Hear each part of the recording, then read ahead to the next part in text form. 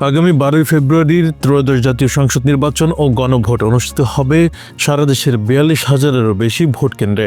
এর মধ্যে 40% উপরে ভোট কেন্দ্রকে নানা কারণে ঝুঁকিপূর্ণ হিসেবে চিহ্নিত করেছে আইন শৃঙ্খলা রক্ষাকারী বাহিনী।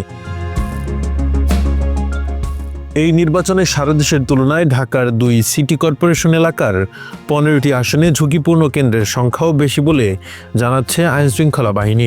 পুলিশের পক্ষ থেকে নির্বাচন কমিশনে তালিকা দেওয়া হয়েছে, সেখানে বলা হয়েছে ঢাকা সিটি কর্পোরেশন এলাকার 2131টি ভোট কেন্দ্রের মধ্যে 1614টি ভোট কেন্দ্রই ঝুঁকিপূর্ণ।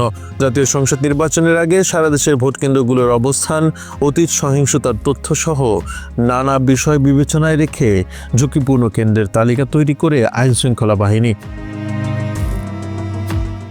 শনিবার সেনাবাহিনীর পক্ষ থেকে ঢাকা 14, 16 ও 18 আসনের সার্বিক নিরাপত্তা পরিস্থিতি ও নির্বাচনী প্রস্তুতি নিয়ে একটি ব্রিফিং করা হয়। সেখানে বলা হয় ঢাকার 2টি আসনকে অধিক ঝুঁকিপূর্ণ আসন হিসেবে চিহ্নিত করা হয়েছে। এবারও নির্বাচনের আগে আইনশৃঙ্খলা বাহিনী ও নির্বাচন কমিশন কয়েক দফায় বৈঠক করেছে। ঝুঁকিপূর্ণ এই কেন্দ্রগুলোকে পুলিশের ভাষায় বলা হয়ে থাকে গুরুত্বপূর্ণ ও অধিক গুরুত্বপূর্ণ কেন্দ্র।